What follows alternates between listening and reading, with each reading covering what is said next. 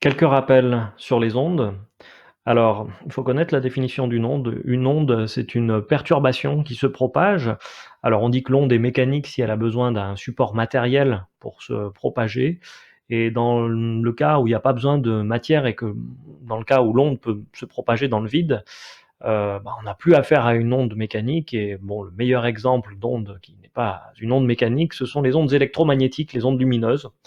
Vous voyez bien qu'on voit la lune, les étoiles dans le ciel. Ça veut dire que les ondes électromagnétiques, la lumière pour être plus précis, émise par ces astres, nous parvient en ayant franchi des immensités complètement vides où il n'y a aucune matière. Donc les ondes électromagnétiques, les infrarouges, les ultraviolets, les ondes lumineuses, les micro-ondes, etc., ne sont pas des ondes mécaniques parce que ce sont des perturbations qui n'ont pas besoin d'un milieu pour se propager. Donc voilà un premier exemple d'ondes, les ondes électromagnétiques. Dans le cas des ondes mécaniques, on a plein de situations. Les ondes sonores sont des ondes mécaniques. L'onde le long d'une corde est une onde mécanique.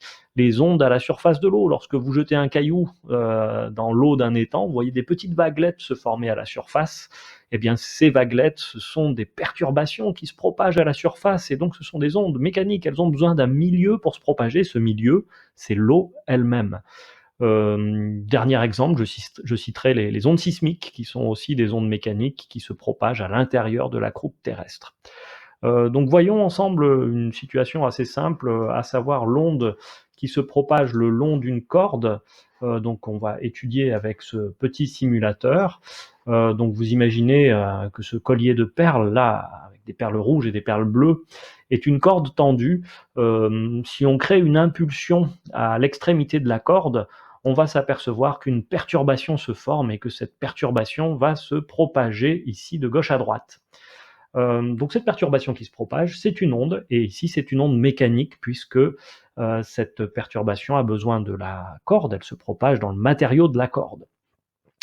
Euh, une propriété très importante des ondes est que l'onde ne transporte pas de matière lorsqu'elle se déplace. Si vous ciblez par exemple une perle bleue de cette corde, par exemple celle-ci, vous allez constater que lorsque la perturbation arrive à ce niveau-là, la perle bleue va simplement se contenter de monter et de redescendre. Autrement dit, la perle bleue, elle va pas transiter de l'extrémité gauche à l'extrémité droite de la corde, elle va se contenter d'avoir un mouvement de haut en bas. C'est pour ça qu'on dit que lorsqu'une onde mécanique se propage, il n'y a pas de transport de matière, en tout cas pas de transport de matière à grande échelle, hein. Il y a ce petit mouvement local de la perle, mais pas de mouvement à grande échelle. Par contre, si une onde ne transporte pas de matière, elle transporte de l'énergie. C'est-à-dire qu'on se doute bien que, par exemple, si on mettait un petit objet très léger à cet endroit-là, fait de papier par exemple ou de coton, quand la perturbation va arriver à cet endroit-là, eh bien le petit morceau de papier va être soulevé. Pour être soulevé, c'est qu'il a emmagasiné de l'énergie, et cette énergie était transportée par l'onde. Donc voilà, une onde mécanique très simple. Une grandeur caractéristique qu'on peut calculer dans ce cas-là, qui est très simple à calculer, c'est la célérité de l'onde. Ce qu'on appelle la célérité, qu'on note souvent C et parfois V de l'onde, c'est simplement la vitesse à laquelle la perturbation va se déplacer. Alors vous savez bien que pour calculer une vitesse en physique, une vitesse moyenne, on utilise la relation V égale D sur T, où D est la distance parcourue et T, c'est la durée du parcours. Donc cette relation s'applique très bien dans cette situation-là. On va simplement placer une réglette ici, une autre réglette par exemple en ce point-là, hein, je les dispose d'une manière aléatoire, hein, j'ai simplement pris des perles bleues pour que ce soit plus lisible. Et ce qu'on va faire simplement, on va déclencher le chronomètre lorsque la première perle va bouger, et puis on va stopper le chronomètre lorsque la deuxième perle va bouger. L'idée, c'est que le temps qui est indiqué sur mon chronomètre, là, 7 secondes et 14 centièmes, c'est ce qu'on appelle le temps de retard, c'est-à-dire qu'il a fallu attendre 7 secondes et 14 centièmes avant que cette perle se mette à bouger. Celle-là se met à bouger, 7 secondes et 14 centièmes plus tard, la deuxième se met à bouger. Donc après, il suffit de connaître la distance qui sépare les deux réglettes, et quand vous connaissez cette distance, vous faites la distance exprimée en mètres, divisé par la durée exprimée en secondes, et vous obtenez dans ce cas-là la vitesse de la perturbation, c'est-à-dire la célérité de l'onde. Bien, continuons à évoquer ces ondes mécaniques avec un autre type d'ondes. Ce sont des ondes mécaniques périodiques, plus précisément des ondes mécaniques progressives périodiques. Alors le mot progressive, ça veut simplement dire que la perturbation progresse, avance, et ça c'était déjà le cas sur l'onde que vous avez vue précédemment. Le mot important, l'adjectif important cette fois-ci, c'est que l'onde est périodique. Alors pour avoir affaire à une onde périodique, il faut que le mouvement oscillatoire qui va créer l'onde soit périodique. Un mouvement périodique, c'est un mouvement qui se répète identique à lui-même au cours du temps. Donc imaginez simplement qu'on prenne l'extrémité de cette corde et qu'on l'agite de haut en bas de manière régulière sans s'arrêter. Okay, c'est ce que je vais créer ici en me plaçant sur la fonction continue de ce simulateur. Et donc je lance cette impulsion. Vous voyez ici ce qui crée l'onde, le mouvement oscillatoire qui crée l'onde, bah, c'est un mouvement périodique. Là, la petite perle rouge, vous la voyez, elle a ce mouvement de haut en bas, parfaitement régulier, parfaitement identique à lui-même au cours du temps. Et donc, qu'est-ce qui se passe? Eh bien, le long de la corde, vous voyez à nouveau une onde qui se propage. Hein, on a bien une perturbation qui se propage de gauche à droite. Mais vous voyez que le profil de l'onde est un petit peu particulier.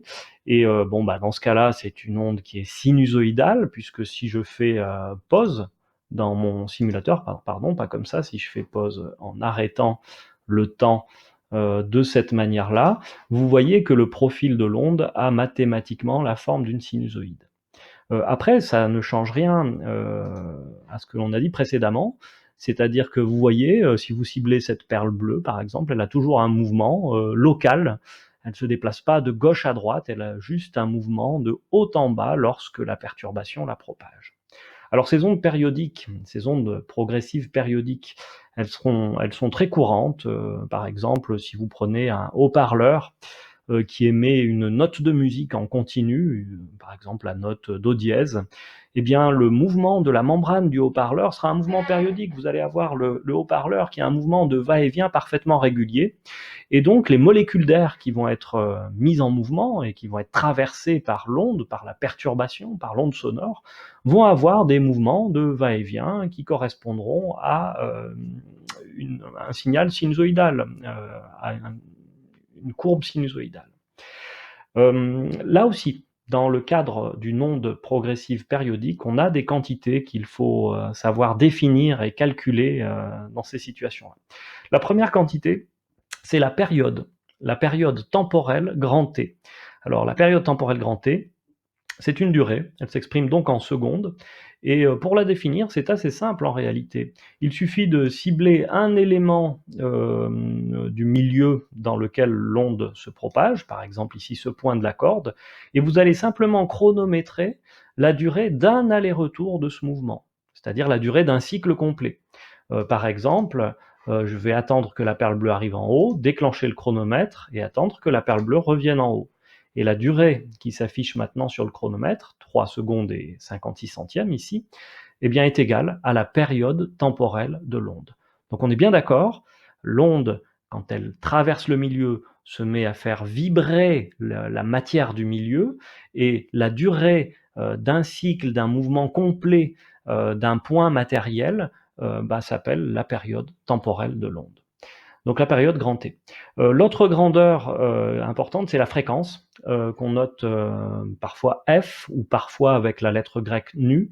Et cette période ou cette fréquence, ça correspond au nombre de cycles, c'est-à-dire au nombre de mouvements de va-et-vient d'une des perles en une seconde. C'est-à-dire, vous imaginez, je déclenche un chronomètre et je laisse filer une seconde, et pendant cette seule et unique seconde, je regarde ma perle bleue, le nombre d'allers-retours qu'elle a effectués. Alors si elle fait un aller-retour en une seconde, eh bien on aura une fréquence qui sera égale à 1. Alors il faut une unité, et l'unité de la fréquence, c'est le hertz. Donc je le redis, une fréquence de 1 hertz, ça veut dire que la perle bleue fait un aller-retour complet en une seconde. Une fréquence de 2 Hz, ça voudra dire qu'elle fait 2 allers-retours pendant une seconde. Ici, on voit bien que la fréquence, elle est inférieure à 1 Hz dans ce cas-là. Pour revenir aux ondes sonores, par exemple, les musiciens s'accordent sur une note de musique qui est la note La et qui a une fréquence de 440 Hz. Eh bien, ça signifie que une molécule d'air qui est traversée par ce son-là va effectuer 440 allers-retours en 1 seconde. Voilà, donc la fréquence. Et enfin, la dernière grandeur très importante pour caractériser une onde périodique, c'est la période spatiale. Alors on a parlé de la période temporelle grand T, en secondes. La période spatiale, comme son nom l'indique, on est dans l'espace, ça va être une distance. D'ailleurs, plutôt que de l'appeler période spatiale, très souvent on préfère l'appeler la longueur d'onde. La longueur de l'onde. Une longueur, c'est en mètres.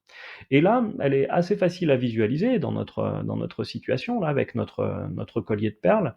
Il suffit, c'est un super pouvoir, on va geler le temps, on va arrêter le temps, et on va contempler le profil de notre onde. Donc cette fameuse sinusoïde qui avance plus, on a arrêté le temps. Eh bien, la longueur d'onde, ça va être simplement la longueur d'un motif de l'onde, un motif complet. Vous voyez bien qu'il y a un motif qui se répète. Par exemple, si je le commence ici, de ce sommet-là, je descends, je remonte, et j'ai un motif qui se termine donc ici. Regardez ce qui est entre mes deux réglettes blanches, ce motif en forme de V, ben, il se répète, identique à lui-même. Ben, la distance qui sépare les deux réglettes ici, ça s'appelle la longueur d'onde. Elle s'exprime en mètres et elle se note avec la lettre grecque lambda.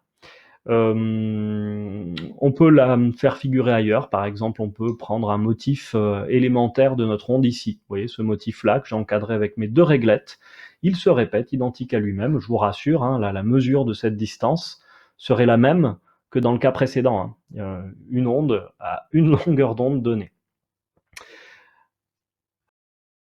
Voilà, alors pour terminer, quelques petites informations complémentaires. Tout d'abord, il existe une relation assez triviale entre la fréquence d'une onde périodique et sa période temporelle. Alors on se souvient que la fréquence se note f et la période temporelle se note grand T. Cette relation, elle existe en raison des définitions de ces deux quantités.